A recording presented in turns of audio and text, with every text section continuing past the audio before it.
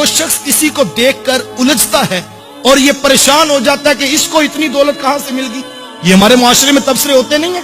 वो कहते जी हम तो 30 साल हो गए कारोबार करते हुए, हमारा तो 5 मरले के मकान है, ये कल का नौजवान मार्केट में आया है तो इसने कैसे डिफेंस में प्लाट लेकर घर बना लिया। और मियां प्लाट जो है वो नौकरियों से तो नहीं मिलते, प्लाट जो है वो कारोबार से तो नहीं मिलते, प्लाट तो बंदा 120 दिन का मां के पेट में होता है, एक फरिश्ता आता है उसके हिस्से के सारे प्लाट लिख के चला जाता है। तो जिस रब ने लिखे हैं उसने तो अता करने हैं। तो किसी का सफर 50 साल में, किसी का 60 साल में, किसी का 30 साल में, हम उलझ जाते हैं। काश के हम इस पर गौर करें कि ये कितना बड़ा मर्ज है। और बड़ी खूबसूरत बात किसी दानिश्वर ने की। वो दानिश्वर कहते जो असल में हासिद शख्स है, जिससे हसद कर रहा है उससे नहीं उलझता, असल में अपने रब की तकसीम के ऊपर एतराज करता है कि इसको ये दिया क्यों गया।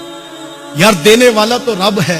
और आज हम देखें कि हमारे अंदर ये हौसला है कि अपने से नीचे वाले में अगर सलाहियतें हों तो हम उसको अप्रिशिएट करके ऊपर ले आए।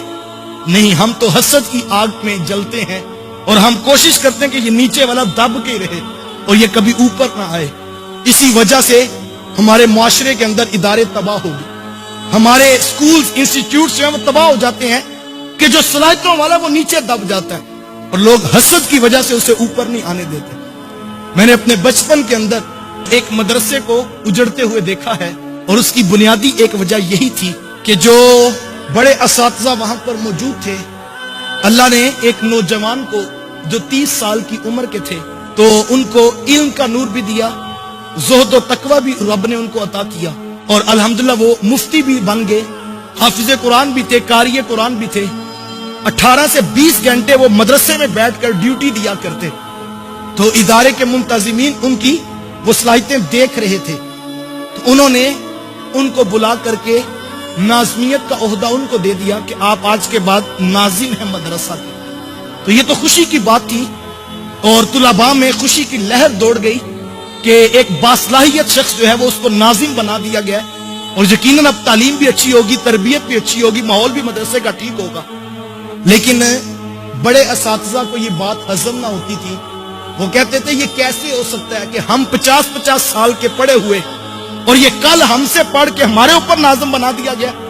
काश के वो ये सोचते कि मियां जिस सफर में तुम्हें 50 साल लगे हैं, जिस रब ने 50 साल में तुम्हें अता किया, वो करीम किसी को 30 साल में नहीं अता कर सकता।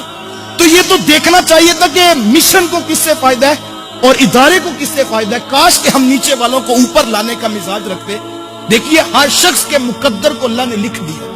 तो किसी का सफर 50 साल में, किसी का 60 साल में, किसी का 30 साल में, हम उलझ जाते हैं।